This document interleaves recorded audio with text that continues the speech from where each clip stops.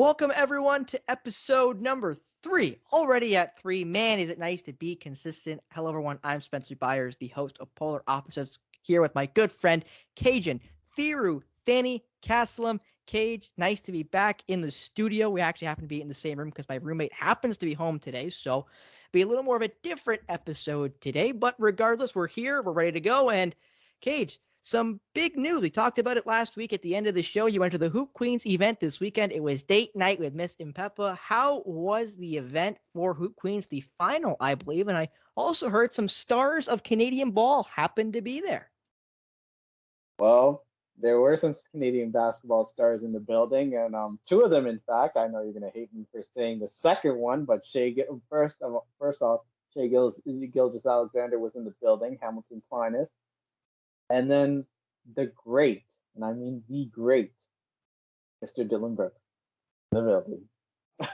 Talk about a loser, Cajun. Oh my goodness. That I told you when you sent me a video of that guy on Snap, I literally was gonna throw up in my mouth. Like I was talking through to my phone through you. Like I was yelling at my phone at Dylan Brooks when you sent me that video. So that's how much I think Dylan Brooks is a bum, let alone his new contract, which we will get into a little bit later. But I do want to get into the atmosphere. Again, you talked about in one of our classes talking about how that when you went to the WNBA event here in Canada in May, you were talking about how the atmosphere kind of felt, I'll say fake, kind of felt flat, if you will. And I want you to talk a little bit about what the atmosphere was here at the Hoop Queens. Again, the first ever Canadian paid women's league.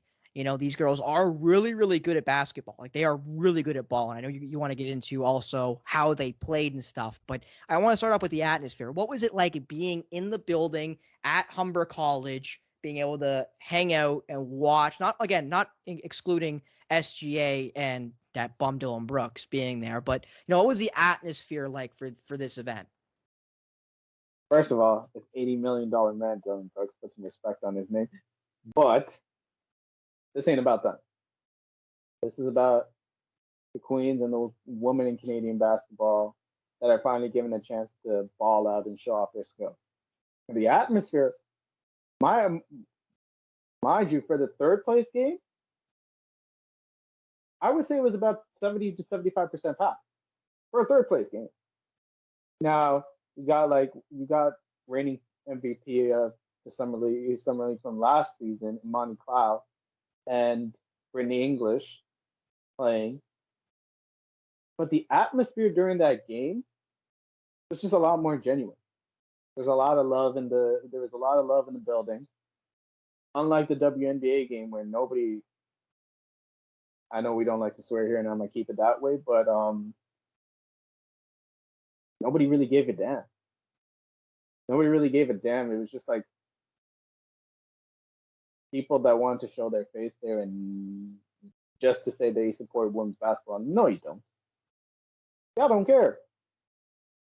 This atmosphere felt a lot more genuine. And these women can ball. And on top of that, the icing on the cake is these women can ball too. It just sort of upset me personally that this was the only week I could really go to because of my schedule and all that. But I've been wanting to go through this from time, and like you said before, I've been saying this. The atmosphere was genuine. We saw some great play, some great team play too that you really see a lot in women's basketball than in men's. There's a lot more structure. There's a lot more system ball.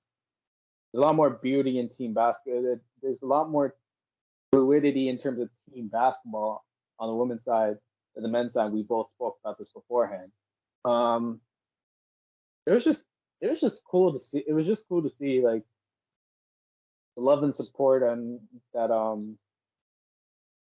Hoop Queens got throughout season 2, especially during championship week. The place was bumping. The place was packed for the championship game. Roadrunners ended up winning it all. Summer Paul was named player of the game. But the whole objective is for Canadian women's basketball players to get attention so that Toronto can get a pro team eventually down the line. And I do hope that even if Toronto gets a pro team, that this continues, because this is really opening up a whole different pathway to Canadian basketball that is sorely needed. Cajun, you could almost argue it's like a feeder league, if you will, kind of like the AHL for hockey. Something the NFL desperately needs, in my opinion, as a football fan, is something I'll say like the CFL, but a league that is below it that can feed players so you have more talent. Because the reality is, if you have a lower league that's full of really good hockey players, because the AHL, as much as it is not the NHL, there are some really good players down there. There are some guys that can play. They're just maybe not good enough for the majors. Kind of same thing with baseball. How many levels of baseball there are? There's rookie ball. There's there not only that. There's the complexes, which aren't even rookie ball. Then there's rookie ball, single A, high A, get that, double A, triple A, and then the major. So there's so many different levels. There's so many levels of good ball that they're not. You don't need to go see your major league team. You can see a double A game and be enjoyed and have fun at that level. So maybe Hoop Queens could become some sort of feeder, if not just its own offshoot.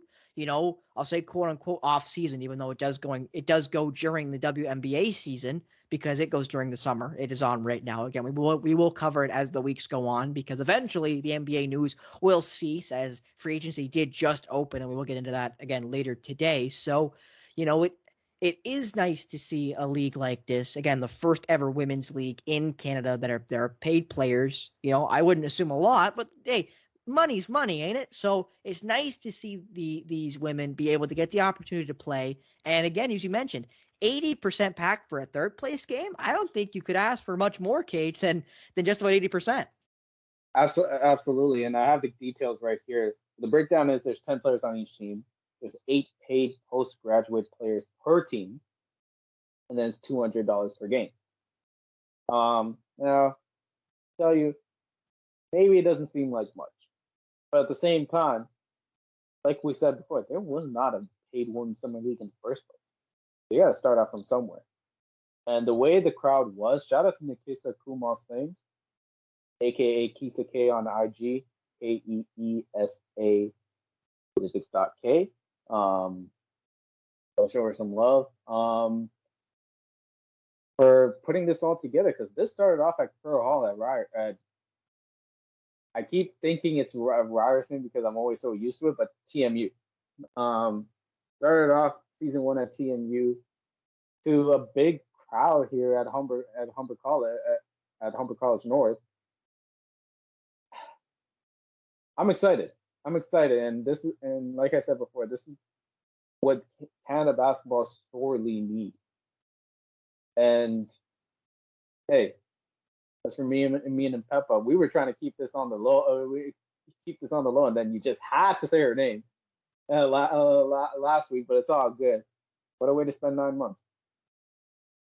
What a way indeed, Cage. But again, I do want to mention you want to talk about, you did tell me before that the game's a little more methodical with the women's game, and I do concur with that. It definitely, I'd say, it's more system ball. Which I mean, if you're someone like me who doesn't watch sports for the normal reasons, you watch it for the styles, for the strategy, for the nuance of the game. It's my kind of ball. And I also will mention the girls were nicer in high school. The guys were always jocks and they sucked. But regardless. So I also kind of slanted me the other way. But, Cage, what did you make of the ball? Like, the crowd was great. We went through that. Obviously, again, great moment. Gives women something to, like younger girls, something to aspire to from high school, elementary school girls, which again is always nice. Always good to have a goal. And if Hope Queens is that goal, I think that's fantastic. And that should be promoted at the highest level as much as we can. But let's get on to the ball. What did you make of the style you saw on Saturday or Sunday? Pardon me. It was just free flowing basketball in terms of the sense that like off of a make or a miss, they're pushing the ball every time. Now, there are a bit of highs, a bit of lows, but that comes with the ebbs and flows of the game. But a lot of good, you saw a lot of good ISO ball from girls like Imani Cloud and Brittany English.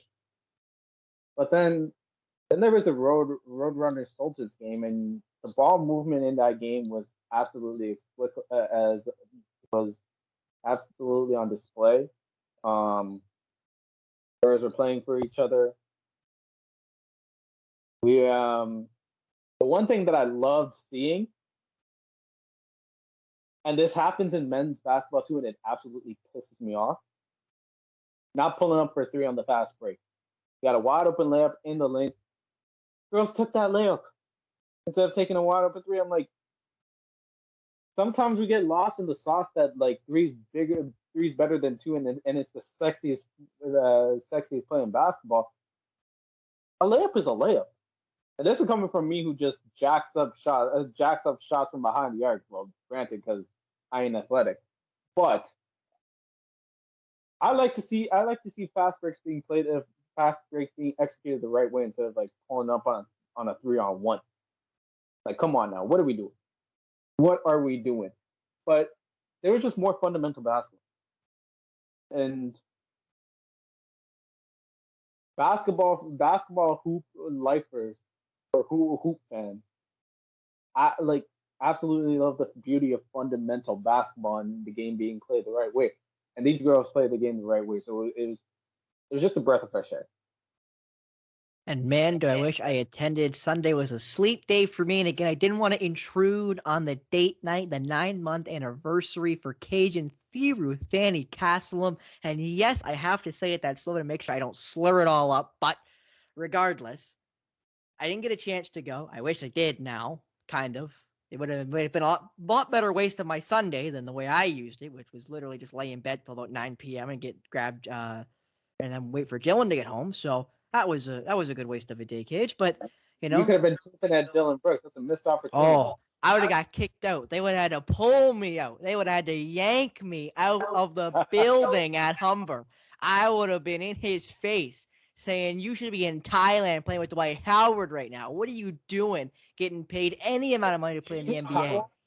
Wherever. Thailand, Taiwan, China, don't matter. He should be getting paid on this side of the country. He should be getting paid across the Atlantic. God, send him to the Pacific. Send him to Australia. I don't care. Send him across the ocean. Pick an ocean. Send him there. Go to the Arctic. Send him north through the Arctic Ocean. I don't care. Send him somewhere else. This man should not be being paid in North America to play basketball, but I digress. Hey. Mind you from before. Put some respect on his name. That $80 million man, Dylan Brooks. $80 million bum, Dylan Brooks. But regardless, we're now going to move on. But again, big up Hoop Queens and their event on Sunday. Again, good up to the Roadrunners winning the championship, I believe. So big ups to them. And again, Kajan enjoyed it. I bet you I would have loved it. I would have had some fun screaming out, screen left, switch. I would have had fun doing that because the coach and me would have had to have some fun. But regardless, hopefully they come back again next season because, again, first paid women's league, always kind of volatile when you're the first one. So, hopefully they can keep these events going. It sounds like, as you mentioned, the pay is low enough that they can keep themselves running. And what a good season it is. And Kajan and I, depending on what next year looks like, maybe quote-unquote season ticket holders next season. Will be Kajan. Absolutely. You're damn right, Cage. Now on to what's next. And this is up to you, Cage, because you kind of brought a curveball at me when you showed up. Kajan pulled up a little early. He said about 2:45, shows about 2:15. So we're kind of shooting it. And Kajan walks up and says, hey, I want to talk about the Canadian media, specifically the Toronto media. And I went, oh, okay, Cage, what do you want to talk about? And then he started pulling out names and started picking guys out of a line like he was 6'9" in the courtroom, like I was getting worried. So, Cage, what's going on? What exactly has been your problem right now with the Toronto media? What's going on over there, Kajan Thiruthanikasalam? Well, I've noticed this, especially over this season, and this has to do with the Fred VanVleet situation. Him leaving Toronto after, I believe it might have been 1, 2, 3, 4, 5, 6, 7 years with the Raptors organization, leaving on a 3-year, $130 million deal with the Houston Rockets. And that's right, folks. That's a little over $43 million a year. The most ever, I believe, by an undrafted free agent, by an undrafted player. So big ups to him for getting his bag. That's generational wealth right there for him, as well as his family, and for years and many generations to come. Here's my problem with the Toronto media. and it's the bias surrounding players, their coverage of players. And might I quote guys like Scotty Barnes, Pascal Siakam. We saw the struggles that Siakam had to endure during the bubble, especially in that second round series against the Celtics. And he got absolutely eviscerated by the media. Scotty Barnes during his second year had to adjust to a whole nother different role. Had to build off of his Rookie of the Year campaign. A little bit disappointing. And then there's Fred VanVleet, who struggled shooting the ball to begin the season, but you could not tell by the way the media was covering him.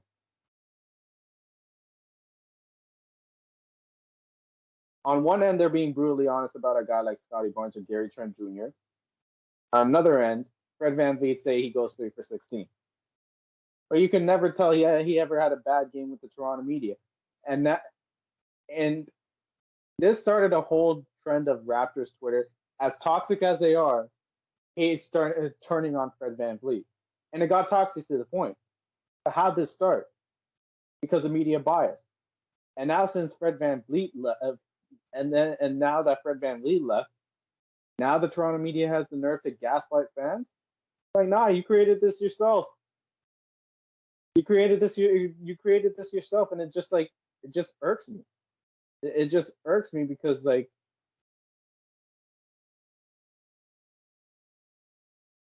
the problem is themselves. They need to take a hard look at themselves in the mirror and actually cover this team or cover basketball the right way. And this is a big problem with, and we talked about this. This is a big problem in media, just in general, especially in basketball media, where they control the narrative surrounding players. They're surrounding the bias of like certain players, and it's just maddening. Cover teams the right way.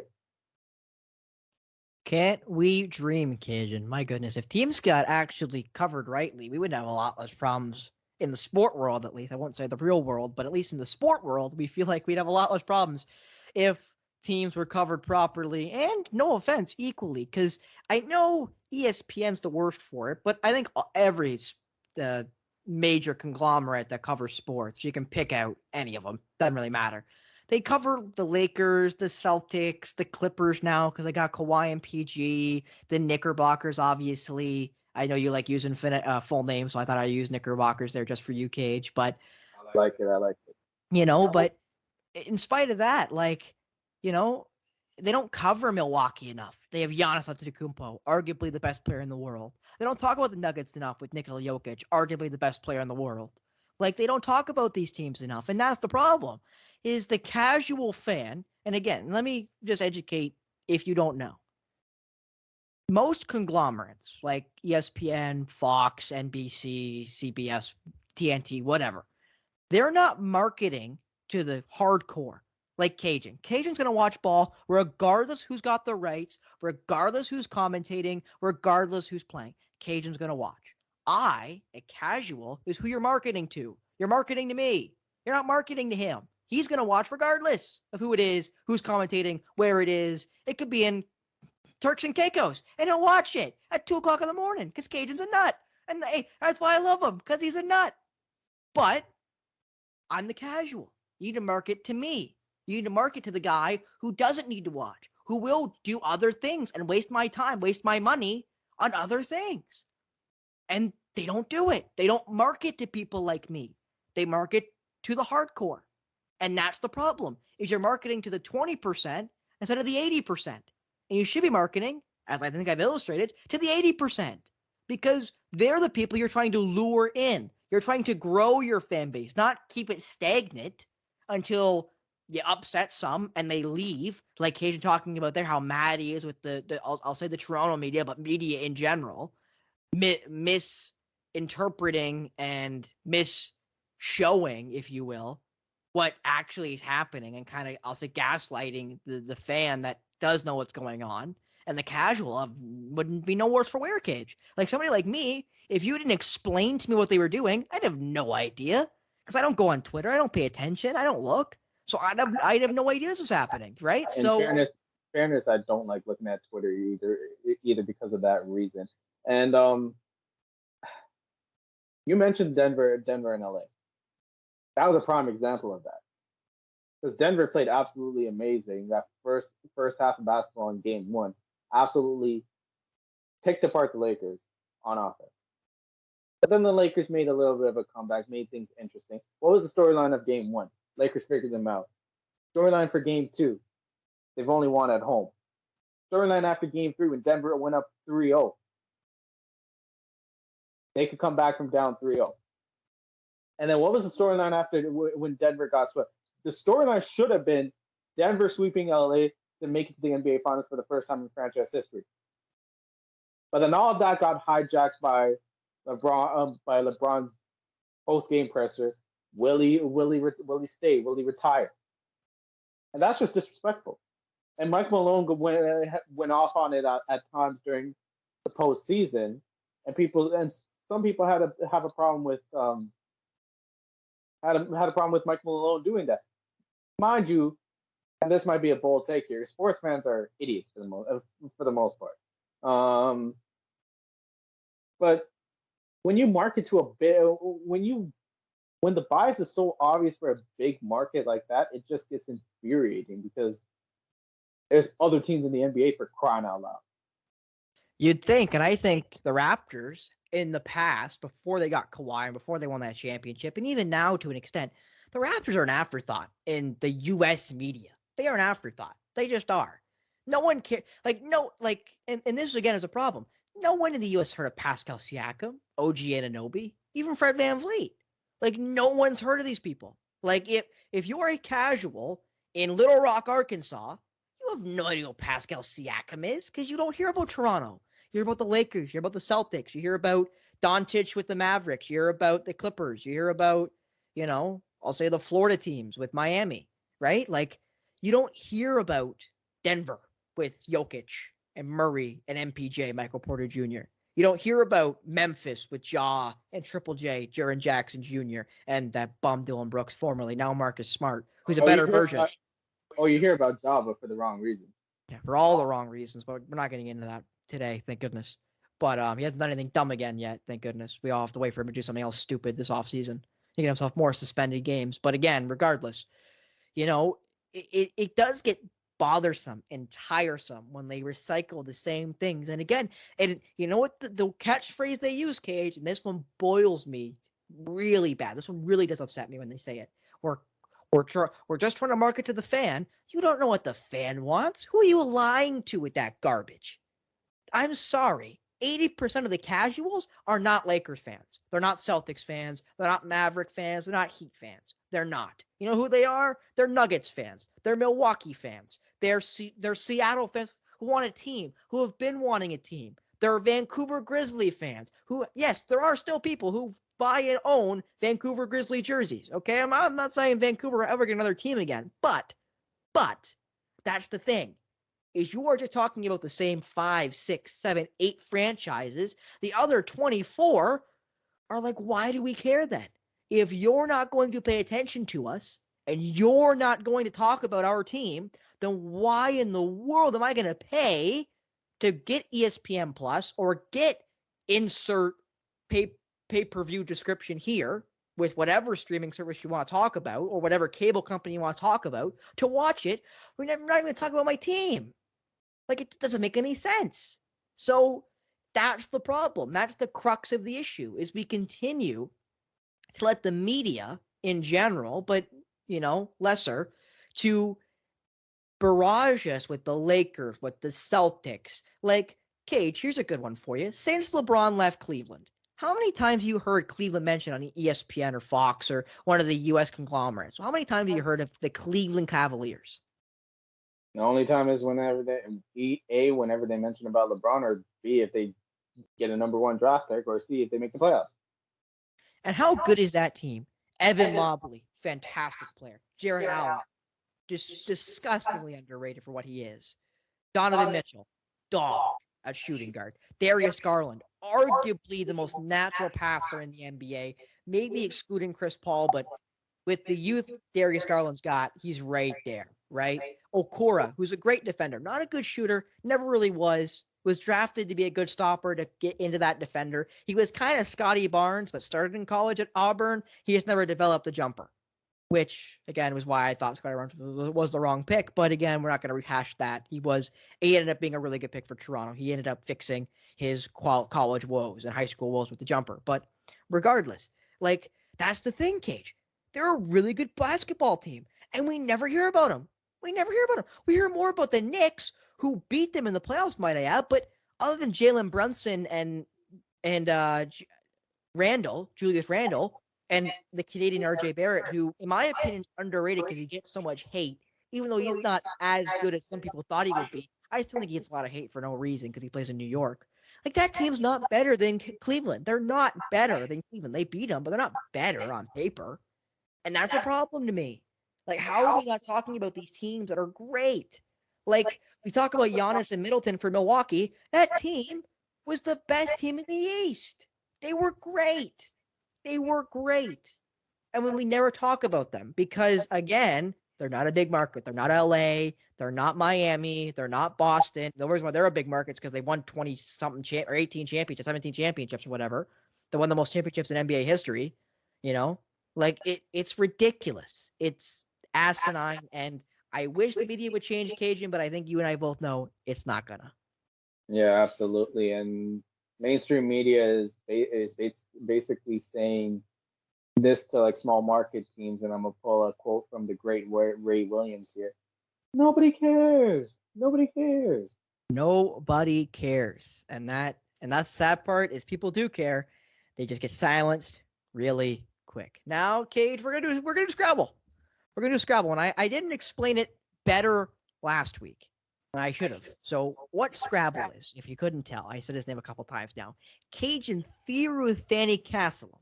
Thiruthanikasalam is 17 characters long. So long, in fact, you can't fit it on a school or business email. You can't fit it. Don't ask me why you can't fit it, but you can't fit it. Too many characters. I wanted to throw something at the wall when I found out about that. You know, as my roommate Jalen would say, too long, didn't read. You know, it's just too long. It's too long. So I created the Scrabble board because during our radio shows in class that were sometimes streamed, I don't think Kajan and I ever had a show when it was streamed, but regardless, Kajan and I had fun with, and my favorite Scrabble board name, Kajan Thiruthanikasalam, and that was a running joke throughout school. Every time I said his name, I had to say in the Scrabble board, Kajan Thiruthanikasalam. So I thought this gonna kind of work for the show. So welcome into the Scrabble board. Kajan right now is 6 for 7 on the year.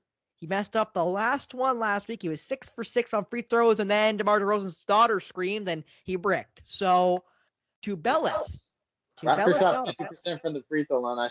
I'm shooting 85 points. Well, 85.8%. Well, as David Landis, the president of CSM, told this Cage, and the reason why we're in sports is we can't do math, which he's kind of right for some of us, not for me, but regardless. So, Cage, I got 4 more names here on the block, and again, we're going to go easy, and then we're going to get a little harder as the night goes on. So do you got your piece of paper ready? So the first name is ILALRLD.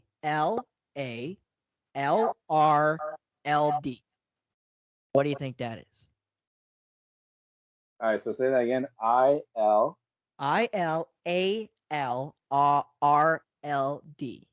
Say one more L in your spelling there. He's right now writing on our doc. What name is that? Lillard. Damian Lillard, who we will talk about in a minute, requesting a trade finally from the Portland Trailblazers, make him 7 for 8 from the Scrabble board. Now on to the next one. Again, we're getting a little harder this time, Cage. A little harder. Just a little bit. GHLMRONE.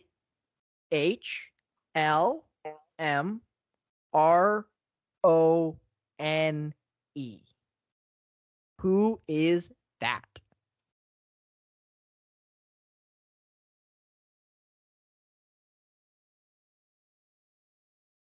So GHLMRONE.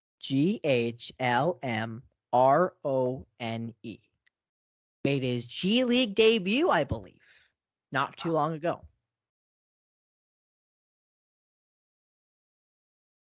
If you want another hint, I got it for you. Okay. What is it? He plays for a team in blue. And if you don't get it after that one, I will give you the easiest. Holmgren. It is Chet Holmgren, my favorite player out of his draft. Got drafted 2nd overall. He's going to be gross for the Oklahoma City Thunder. Next I was going to give you Kajan was he was a former former top 3 pick. So he would have been pretty easy to get. Yeah, the Gonzaga Bulldog. Again, I love the Zags under Coach Mark Few. Love that program, and I'm a big fan of his work, big fan of his kids, Jay Suggs included. So again, we're going to talk about college ball when it starts up because I love me some NCAA basketball, women's and men's. More men's than women's, but no disrespect there to some great programs like Don Staley there with the South Carolina Gamecocks, where I messed that up. And then Gino there with, of course, the UConn Huskies. So next, Cage. This one might get you. I think the last one's gonna, but this one might get you. Are you ready? Yes. VZCIONE.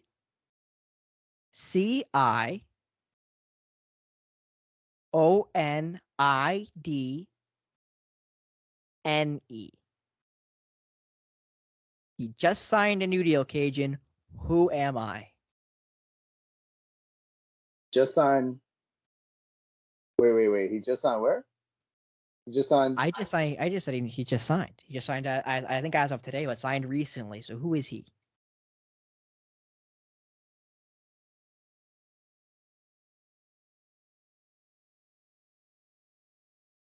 I actually lied. He signed 2 days ago, Cage. So as of 2 days ago, he's with a new team.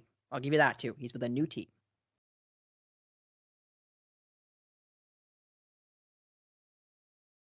Wait.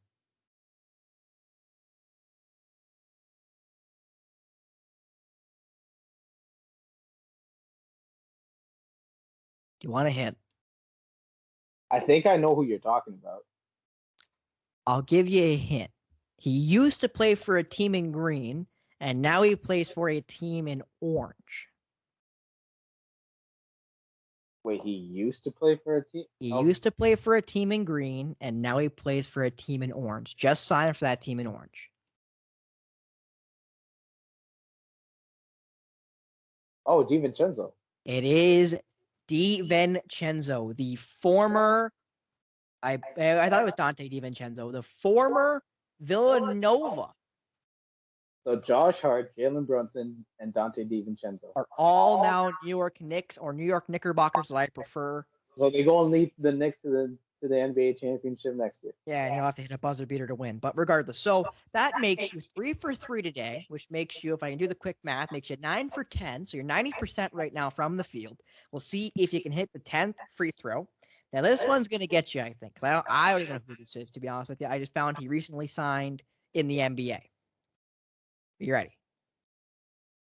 VKZ. VAK. No A. VKZE. VONE. VO. VONE.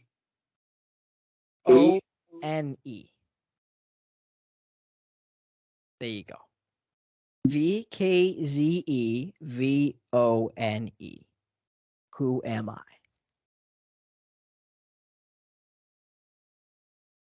For double-digit makes, Cage. Come on. He signed with the Kings. He did. Zvenkov? It would be Sasha. I'm going to go with Zvenkov. Out of the EuroLeague, reigning MVP, signs a 3-year, $20 million deal. You're right. So, Cage, guess what that means? You are 4 for 4 on the day. Only Tubelis has stumped you. You're now 10 for 11 from the free throw line. You're making the Raptors look like a bunch of bombs, Cage. Oh man. Shout out to DR DeRozan, the real MVP of that game. I cannot believe they still blame that little girl. But regardless, again, well done, Kajan. I could not believe you got Sasha. You don't think that played a role in them missing free throws, though? I mean, it probably did, but you're a professional basketball player. She shouldn't have gone the vitriol that Raptors fans gave her, which was absolute. Like, it was heinous. It was heinous, precisely. But she did play a role in them. Yeah, but you're a professional basketball player. You should be able to play with noise. I know you would think. You would think, but apparently, Kajan, just too much screaming. But regardless, now on to, we talked about the free agent frenzy. We talked about it earlier, that bum, no good, rotten, stinky bum that is Dylan Brooks got his new big contract. Was it 4 years, $80 million? Something ridiculous like that, making $20 million per year. And the Rockets also signed Fred VanVleet for 3 years, and I believe it was $130 million total, which equals out to $43 million a year. Oh my God! Now, Kajan, from the Raptors' perspective, on this one, is it fair to say that giving him that contract would have been worse than losing him for free? Absolutely. No contest about that. Fred VanVleet. Now, granted, I talked about the hate that Fred VanVleet was getting on Twitter from fans, and because of the media bias and all that. I like Fred VanVleet. He's a dog. He's hard nosed. He has that mentality other superstars that are athletically gifted should have. Problem is, he's 6 feet tall. And he was great as a safety valve, a catch and shoot release option back in 2019 when he first came on to the NBA as an undrafted free agent in the G League, then with the Raptors back when Lowry and DeRozan were on that team, and then eventually as a safety valve. Obviously, aside from the hate he got for him, remember as a hero on that step back when he caught Quinn Cook slipping in Game 6 of the NBA Finals. First time an All-Star last year. But he wasn't who he was in the sense of he got stretched out to the point where he's not a shot creator like that. He's not a shot creator like that because he wasn't really much of a natural point guard. He's more so a combo guard. And plus of his height too. Paying him, and as bad as it was that VanVleet left for nothing, paying him that much money would have just hamstrung the franchise even more. $43 million. I know the Rockets suck, and I know the Rockets don't have the cap space to waste. But $43 million, give me a break, Houston. My God. I guess for Houston, they just needed to reset culture, because Houston had culture issues during their rebuild. But with that being said, the only saving grace of this deal is that it's only 3 years. That's the only saving grace. I might be one of the few that actually kind of, on the other end, kind of like the Dylan Brooks deal. Now, I'm going to tell you why. Because all that rah-rah that he was getting away with in Memphis ain't going to fly with Ime Udoka as the head coach. And now he's away from that. He's away from that environment, and he can focus on basketball, because they're not. Let's be real. The Houston Rockets aren't going to win as many games. They're going to be a better team. How much better, I don't know. But they are going to be but they're not going to be that great of a team compared to Memphis. But Dylan Brooks can go back to just playing ball and not have that outside noise or outside distractions. And a couple of seasons ago, he was an integral piece of that Grizzlies team. Mind you, he had a couple of 30-point performances 2 postseasons ago against the Jazz. Now, you did tell me it was 2 postseasons ago, but this was probably something Dylan Brooks actually needed. And it remains to be seen how he's going to play under those circumstances. But if this is true, if the Rockets really want to set a culture in place, but this might not be a bad move for VanVleet and for Brooks. I know they're shelling away money, but those contracts are going to go away once guys like Jalen Green, Alperen Sengun, they're all in line for big extensions. Those contracts are going to be off the books by the time VanVleet and Brooks' contracts expire too. So I think this is just more so a culture-setting move in place. As for the Raptors side, I like the Schroeder pickup. I don't think that should be the only move they make, but then they made a great pickup in Jalen McDaniels. And dare I say it, I might be one of the crazy ones here that's saying this Raptors team might actually be better than last year's. Better might be a stretch. Better might be a stretch. I'm not sure better. Maybe more consistent, but better might be. I'm still worried about point guard. I am still worried about point guard. I don't know who the hell the point guard is going to be. If it's going to be Scotty Barnes, if it's going to be Dennis Schroeder, if it's for some ungodly reason going to be somebody else, unless they pick up a to be determined. Let's just say Barnes at the point guard. Let's just say Barnes starts up as a point guard. Now there's going to be a ton of growing pain, but to me that's a hell of a lot better than an athlete as point guard who will try to create something out of thin air, dribble the ball, dribble the air out of the ball, and then throw up a contested shot. At least with Barnes was a point guard was playing as a point guard at FSU, so it's a little bit more natural for him now. Are there going to be growing pains? Yeah, but there's more of a ceiling in that sort of sense. There's more upside in that sort of sense than Van Vliet. Give Scotty the ball. Give Scotty the ball to handle at times, and see what happens. If it works, great. If it doesn't work, then you pivot and move on. And then you got Noel to fill in, and I know how much you like him. So they took the two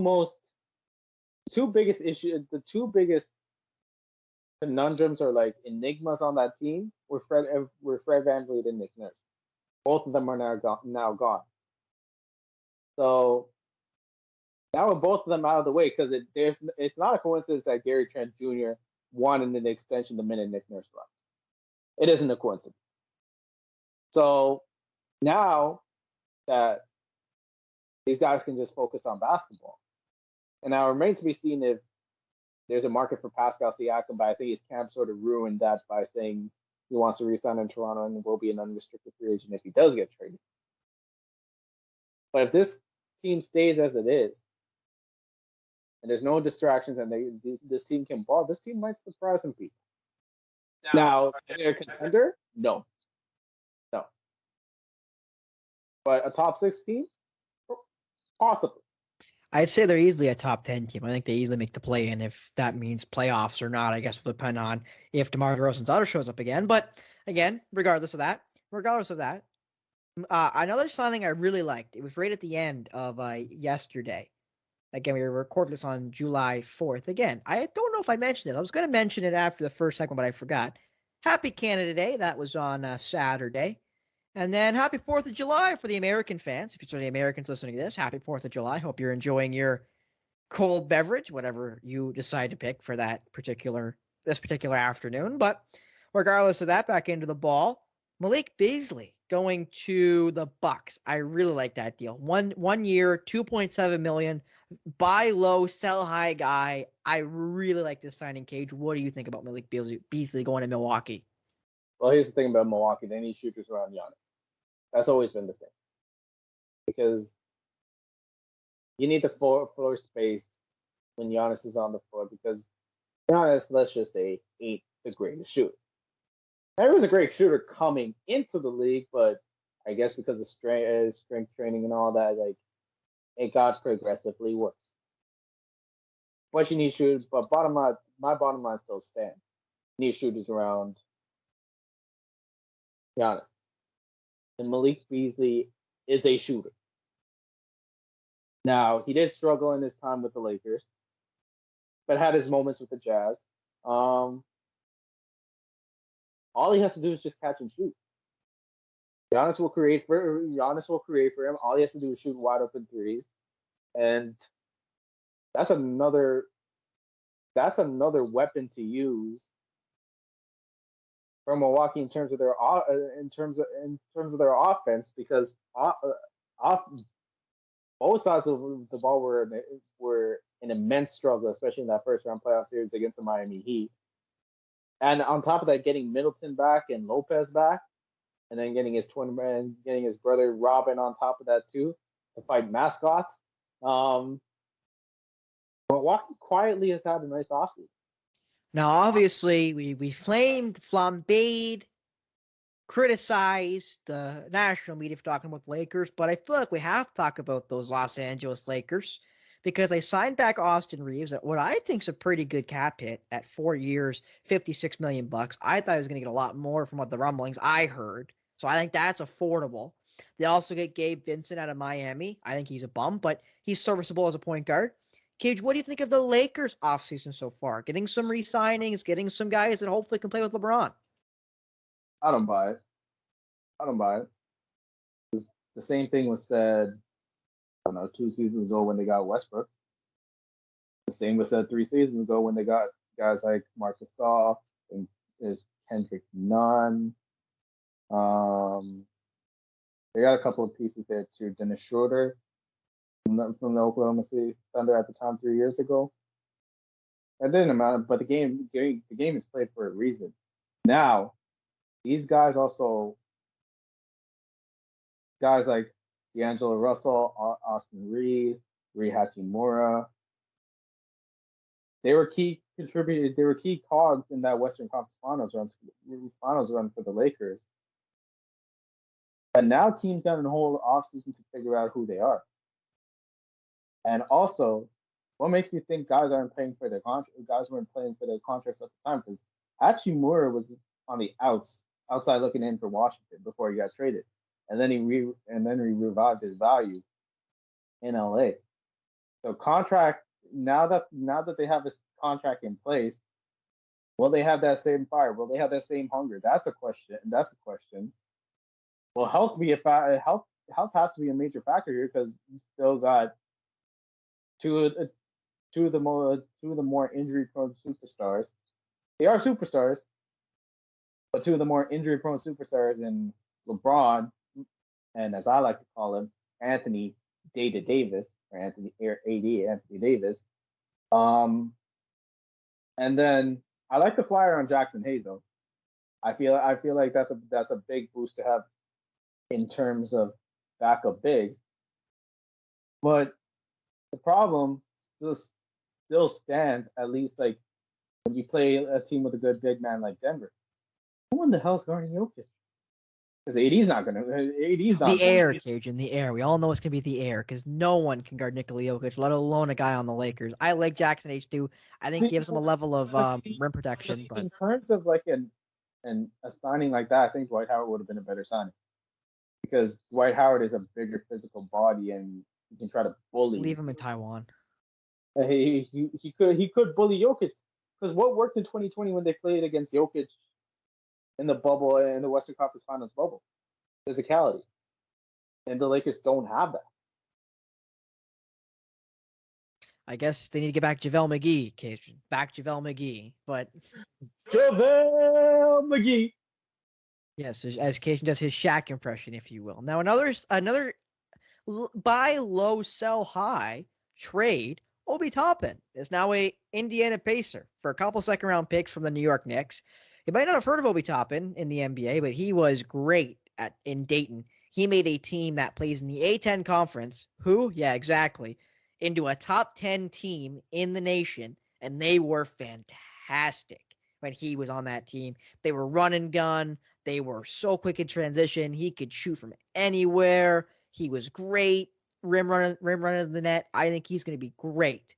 Fantastic, even with Tyrese Halliburton in that offense, if they let Obi play his game, which again might be a problem. Cage, do you have an opinion on Obi going to the Pacers? I don't, especially since he left that limbo that was in New York. Now there's an opening for him. There's an opportunity.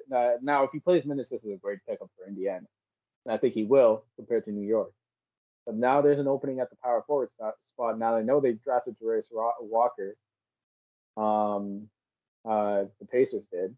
So he's going to be competing with him. But that fourth spot's been a major weakness in that Pacers rotation. And Toppin has the opportunity to take it and run with it. Because Jalen Smith ain't a threatening option, especially after he sort of fell off last season. And he elevated Dayton. He was more of a rim runner, and he can hit the three too. And playing alongside a natural passer in Tyrese Halliburton, shout out to him for getting the bag, by the way. Will be huge for his development. And I think that's what sucks. Is I wish this move happened sooner for him because the development got stalled. Playing for a team like the Knicks, when the Knicks got unexpected success and reached the playoffs, and I think that was the worst thing that could have happened for Toppin. So good on him for getting a fresh start in Indiana, and I can't wait to see what happens. And talk about a team with a curmudgeon coach. Tom Thibodeau is one of the most curmudgeon-y coaches in the NBA. But I also do want to mention, Kajan, somehow, some way, don't explain this to me. I don't want to hear it. Apparently, Jakob Poeltl is the same amount of value, 4 years, $80 million, as Dylan Brooks. Don't want to hear it. Don't want to hear it. Dylan Brooks is not worth a penny more than $5 million a season. Oh my lord. We talk about resignings. The only resigning I want to talk about, because there's a bunch of guys been signing supermaxes. Tyrese Halliburton I just saw. I saw Middleton signed a new deal. A bunch of other guys have re-signed. The only deal I want to talk about, because this was a big fish cage, Kyrie Irving is back with the Dallas Mavericks. 3 years, 126. That's millions, of course. Cage, what do you make of Irving staying with Dallas and becoming the co-leader with Luka Doncic? Is it crazy for me to say I like it? It's 3 years. It is a 3-year deal. It's not like a 5-year deal. And as much as Irving has had his issues with other teams in the past, like Cleveland, Boston, Brooklyn, you're only there for 3 years. You're there for 3 years. You're not the alpha on that. You're not the alpha on that team. That honor goes to Luka. I like how Dallas drafted getting Derek Lively the second, and then trading for Rashawn Holmes, who I think will flourish the Mavs rotation, and it remains to be seen what depth pieces the Mavs get.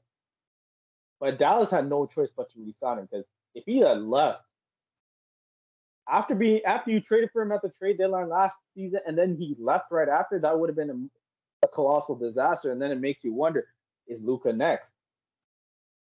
Thankfully, we don't have to talk about that option, at least for now. And sure, it might be $42 million a year, but make no mistake, aside the issues from availability aside, as off the court issues, this man can ball. This man can create a shot from anywhere, and I'm convinced he might be one of those guys that if he misses a shot, you're shocked because he just missed the shot. He can get a shot off over anyone. He's that talented of an offensive player. And if it stays that way, now you got a whole off season to fine-tune the chemistry with that Mavericks roster. And now you got rim runners. I still don't like the way how they handled the Christian Wood situation, but it's not a bad move, given that, hey, yeah, it might be a lot, like, per term, but it's also a 3-year contract. I do want to mention, though, you mentioned there, I was going to say one of the few big fish left would be Christian Wood, is now still on the UFA market, and he might stay that way depending on what his asking price is. But I want to end with these two players. I'll start with a player you like, and then we'll start with a player we clown because he's a bum and somehow got a ludicrous amount of money out of his team. I think you know what I'm talking about. But we'll start with a guy you really like, Bruce Brown. A guy I'm not big on, but I respect his game. I respect the sixth-man game there of Bruce Brown. Former Nugget, has signed with the Indiana Pacers, 2 years, $45 million. This Pacer team, man, the more and more they add, Cage, the more and more I like it. I'm in tune with you. Now, and put some respect on Bruce Brown's name, NBA champion, Bruce Brown. But good on him for getting the bag. And I think this Pacers team is going to be sneaky good. Because, one, and I don't think a lot of people realize this, the Pacers were a playoff team at one point before Halliburton went down. And that's when the ship started to sink for the Pacers in terms of that season. Plus, there's a glaring hole at the 4. Now you got guys like Obi Toppin and Jarius Walker that can sort of fill that hole. And now you got depth in Bruce Brown Jr. too. And it's not a bad deal too, even though it's $22.5 million a year. It's also just a 2-year deal. So this Pacers team is going to be tough, gritty, hard nosed. They're going to play free flowing, beautiful basketball. But you're going to be playing beautiful basketball if you have Tyrese Halliburton leading the charge. So this Pacers team, watch out, folks. They could be a fourth or fifth place team. And not only that, Cage, you think about their starting lineup right now. You got Tyrese Halliburton at the 1. You got Buddy Hield or Bruce Brown at the 2. Whoever doesn't start gets to be your 6th man, which that's a pretty damn good 6th man if I don't say so myself. You got Benedict Mathurin. There you go. You got Benedict Mathurin is going to play small forward, in my opinion. You've got, I mentioned that 4, probably Jace Walker. They drafted in the lottery this year, who's great. And if you don't start him, guess what? You got Obi Toppin, who's going to be running in transition, because that guy did it at Dayton, and I know he can do it in the NBA. And then you got at center, one of the better rim protectors, averaged like 3 blocks a game in the NBA, Miles Turner, who averaged 18 a game last year. And that's not to mention, Cage, let's go over some of these guys who I haven't mentioned. Andrew Nemhard averaged almost 10 points a game. He started a bunch this year. You also got a guy like Aaron Naismith, one of the best shooters out of his draft, former Celtic. He struggled in Boston, has kind of found himself in Indiana. You got TJ McConnell, who's had some really good games last year. As we mentioned, Obi Toppin. You got Chris Duarte, who used to be their starting shooting guard until he got pushed out of the starting lineup. You got Jordan Nwora, who averaged 13 a night. Like, this team is deep. We talk about how you got to be deeper and deeper and deeper to compete. There's no longer this 3 stars and everyone else are bums. You can't do that anymore. You got to have a deep team 1 through like 9 or 10. This Pacer team's got like 12 guys that could start on other teams. 12 guys that could play for other teams. I think Chris Duarte just got traded to Sacramento like a bit ago. And that makes sense, doesn't it? I just went through all these names of guys that are great, that have played that have played really well, that are quality players.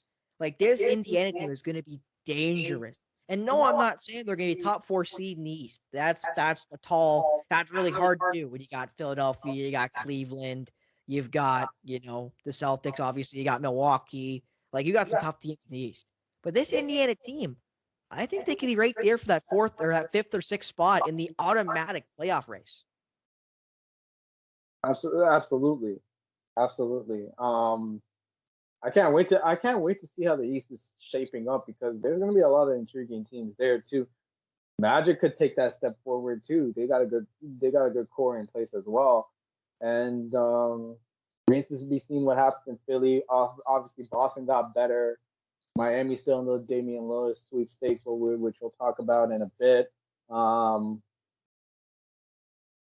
It's going to be interesting to see what happens in Toronto. Washington's finally rebuilding, but they got a couple of decent pieces in place. Atlanta, always interesting to see what happens with Trae Young, DeJounte Murray, Hunter, and now who's going to fill in that starting 4 spot with John Collins now is shipped off to Utah. This is going to be interesting to watch. I know the last thing I want to talk about, Kate, you seem like you want to talk about something else, so I'll let you end the show with that. But the last thing I want to talk about was Donkey himself from Shrek, Draymond Green. I kept talking about how I don't think he should be paid by the Warriors. I got it from you. In fairness, I got it from Kajan Thiruthanikasalam. He wants me to cite my sources. Kajan, I just cited my source. Okay, can you get on my back now? I cited. Okay, Chris. Okay, Chris Elkovich, our former new media teacher, Chris Elkovich, taught us how to write perfect articles, or at least try to. My articles are really good. I don't know what yours, Kajan, but I didn't cite my source. I cited it. I cited my source, so I'm good. Kajan Thiruthanikasalam called him Donkey, so we all call him Donkey. So Draymond Green got $100 million over 4 years with a player option as the 4th year. Now, I'm sorry. I know he's important to that Warriors team. I get it. I'm not even arguing, but you've got to be kidding me. $100 million to Draymond Green? The walking triple single Draymond Green gets $100 million buckaroos? Are you joking? Put some respect on that man's name. $100 million man, Draymond Green.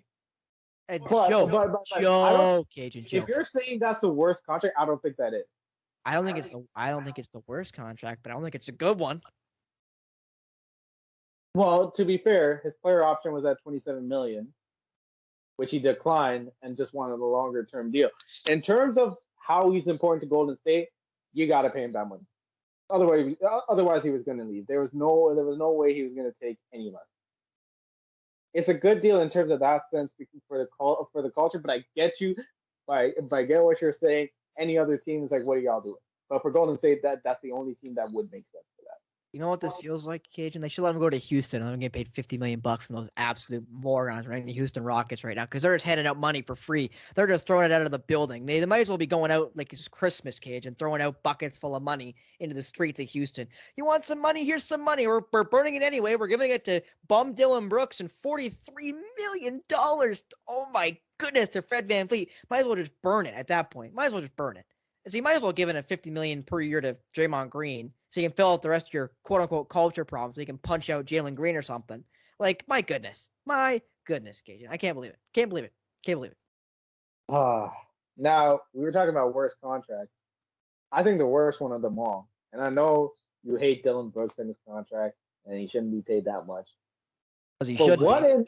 what in the hell were the Blazers thinking giving Jeremy Grant a 5-year, $160 million contract? Mind you, and this is going to piss you off, he's getting paid the same amount right now, I believe, that Jason Tatum's getting paid. I mean, they're comparable players, aren't they?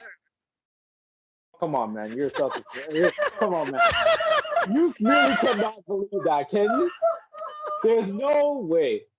There's no possible way you just believe that. Yo, I was hoping you'd say I'm capping. I was hoping that's what you'd do. I know you start pulling out the Toronto man language over here. You mean stop the cap? Yeah, I was hoping you pull out the sound effect in real life, IRL. You start saying I'm capping or something, because that was a joke. If you couldn't tell, that was a joke. That was a joke. Oh man. And this man's gonna turn 30 years old in March.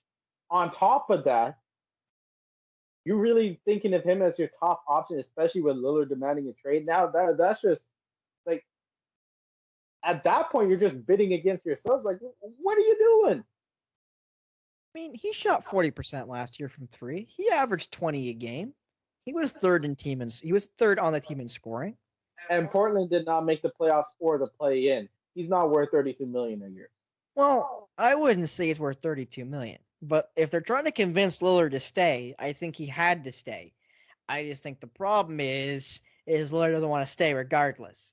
I think that's the problem. I think Portland hoped forking over the big money to a guy like Jeremy Grant was gonna make Lillard see that a guy like Amen Thompson's gonna make them better. A guy like Cam Whitmore is gonna make them better. Their two most recent draft picks. Plus, they still have Anthony Simon, I believe, and obviously Lillard, and then Jeremy Grant. And this deal just reminds me of the one Philly made, which they ended up picking Tobias Harris and Ben Simmons over Jimmy Butler. That's Tobias Harris. Wasn't that a smart move, Cage? Wasn't that a smart move? Sarcastic comment of the year, Mr. Byers.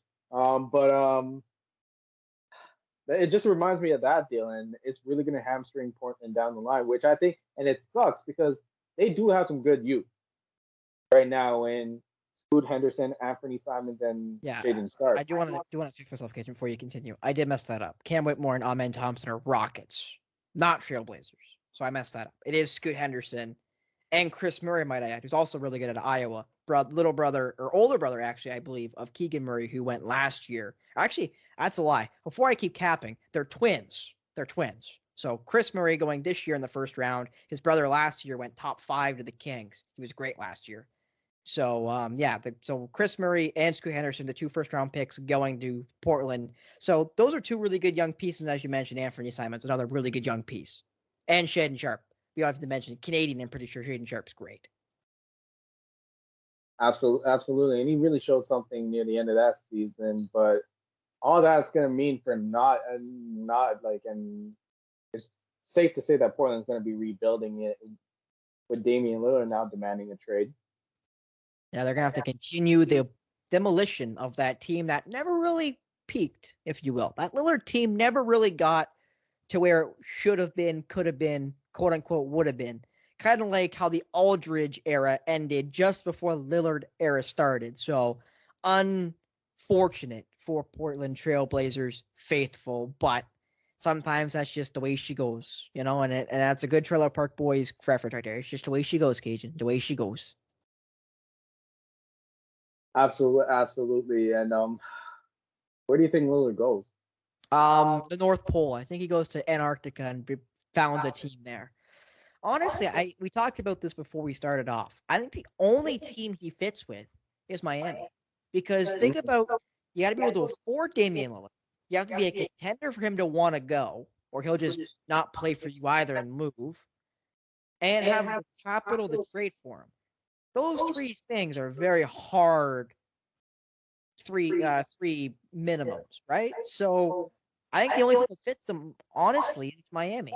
But the problem with Miami is if you're trading for Damian Lillard, you'd have to think Tyler Hero's going the other way. And I know Miami doesn't want to trade Tyler Hero. So I don't know if that works. And other than them, Cage, I don't know where he fits. I don't know where a team would be like, okay, we're like, would Indiana trade Buddy Hield for him? And how much would you need to trade for a guy like Damian Lillard? And when do you want to go to Indiana? A team that was in the lottery this year.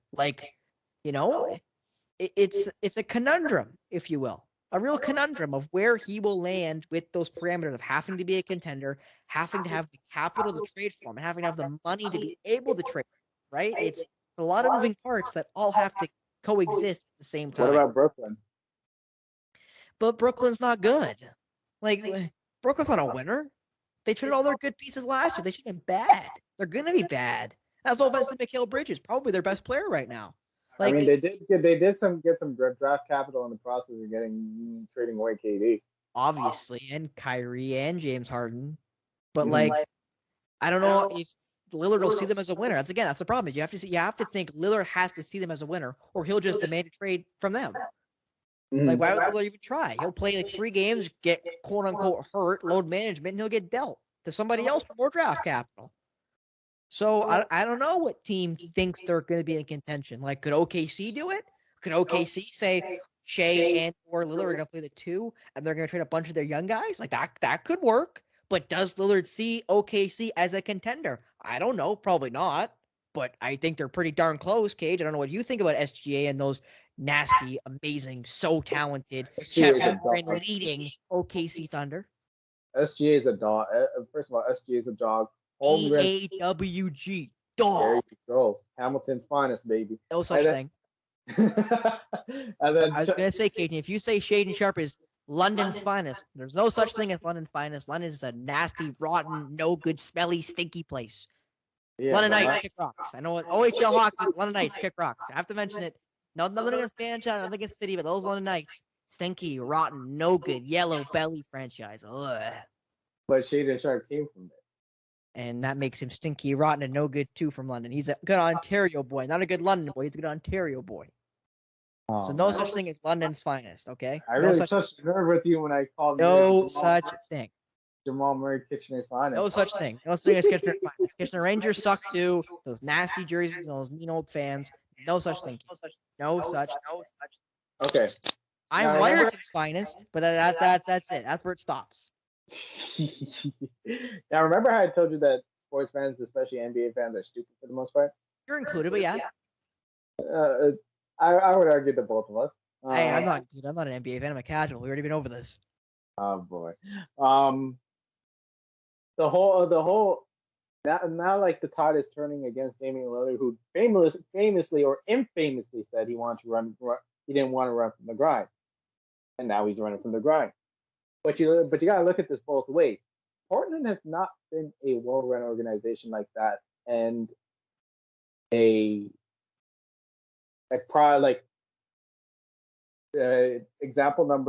example A was the way they handled Gary Payton II. I think he had a core issue that Portland wanted him to play. Portland forced him to play through it, and then tried to ship him off to Golden State without mentioning his medicals and mentioning that issue at all. So that should have been a red flag at how Portland's organization handles things. And now, and like, this isn't gonna go well for Portland, especially since Lillard does want to go to Miami. Like, does want to go to Miami, but they want a star package return for him. Teams are gonna remember how they handled the situation that was Gary Payton II. And at the same time, now you want to turn public attention against Damian Lillard. Now I get it. He might be a hypocrite from running from the grind. But there's only so much loyalty. There's only so much loyalty can buy. There's only so much loyalty can do if you fail a player over and over and over again. And Portland's not at that championship contending level. Not even close. So it was about time. Haven't been. It was about time Lillard demanded a trade. But like, you stay loyal to a team that doesn't win, damned if you will. You want to go to a contender and then you get shouted on for that, damned if you don't. Again, it's the fun of being an athlete in the 21st century, Cage, that it's damned if you do and damned if you don't, regardless of what you do. You know, you win here, you win there. You know, you should have waited. Like, poor KD is still chasing for a ring without the Warriors. And he, I think, is a prime example of a guy who went to a winner, won, and we don't see him in the same light because you went to a team that already won. They didn't need you.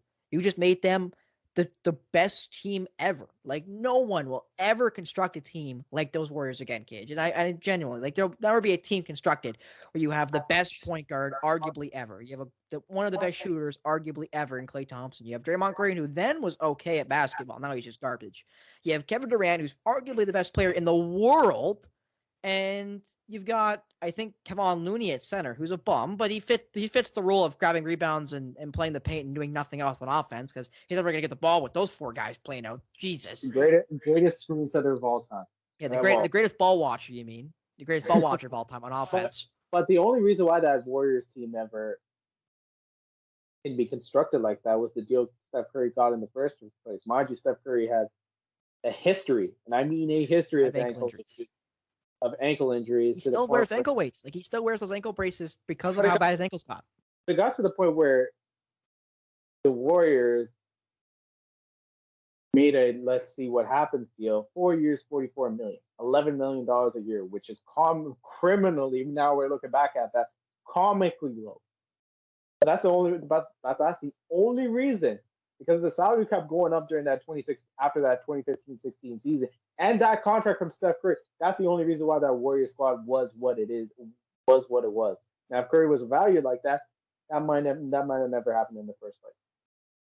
And man, do we wish it didn't, because that team basically ruined ball for about 3 years. Was that Warriors team, because they were just so good, and like the Warriors did beat them, a very injured Warriors team, but you can't move the goalposts. They played a team that showed up on the floor and they beat those Golden State Warriors. But yes, KD was hurt and got hurt before that series. Didn't play, then played, then got hurt again and was out for the whole next year. Do I think it was Achilles? I believe I want to say Klay was hurt. I don't know if Curry was hurt, but they were very injured in that series. But again, you can only play the team in front of you. That's not a gripe on the Raptors. And mind you, even without KD in that lineup, betting odds had the Warriors favored to win that title over the Raptors, which I think was just stupid. Which I think was just ludicrous, because that Raptors team was criminally underrated. What you talked about earlier, Kajan, they were a team that no one talked about because they're the team north of the border, the only team north of the border, and American media does not care about Toronto. They don't. Like Canadians, we see Toronto, quote unquote, as the Mecca because there's 7 million of you city folk around here. Too many, by the way, too many. But regardless, there's a lot of people here in this GTA, Greater Toronto area, but in Toronto, you know, when you go to America, 7 million people. What is that? That's a small town. Dear Lord. They have 100 times the population. We have 40 million people here in Canada. They have 400 million people in the U.S. So small towns to them are 40, 50,000 people. For us, small town, like where I'm from, like 3K maybe, you know, in Wyerton? Probably less than that, to be honest with you. Owen Sound's 20K. That's a sizable town, right? Like it's, you know, there's a difference between American cities and, you know, Ontario cities, but Canadian cities in general. Like California as a state has more people than Canada as a country. That's a fact. There's like 45 million people in California. There's 40 million people here in Canada. Like, we do not compare number-wise to the Americans. And that's why they don't care about Toronto. They don't care about Vancouver. They don't care about, in hockey, Calgary or Edmonton or Winnipeg. Like, they don't pay attention to us, quote-unquote, Canadians, because they don't. Because they don't have to, because they can watch the Lakers and the Celtics and the Mavericks and, the Heat, oh my.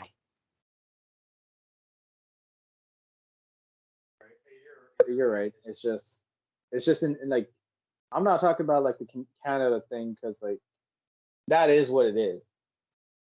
Just the media attention in general is just infuriating. It's beyond it, Kajan. It is beyond it. But I think that'll be it here for us. Kajan's got to go to an internship. I might have a nap. I don't know. I got to do my G test tomorrow. So hopefully I don't fail, because if I fail, I won't be able to get back. But we'll find out if that does end up being the outcome. I don't think it will be, but we'll see. We'll see. But for the third episode of Polar Opposites for Kajan, Thiruthanikasalam, I'm Spencer Byers. We will see you next week, hopefully Wednesday or Thursday, or Tuesday or Wednesday, pardon me. Should be next Wednesday, depending on what Kajan's schedule looks like, but we'll keep you posted, hopefully on Twitter, when I open up that Twitter account for the first time in about a year, but we'll figure it out. But again, for Polar Opposites Episode 3, Kajan Thiruthanikasalam, I'm Spencer Byers, and we'll see you next week. Yeah.